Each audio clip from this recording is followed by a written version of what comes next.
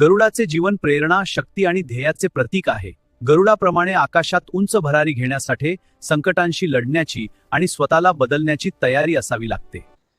जा बाळा, आता उंच भरारी घे आणि भिवू नकोस, मी तुझ्या पाठीशी आहे.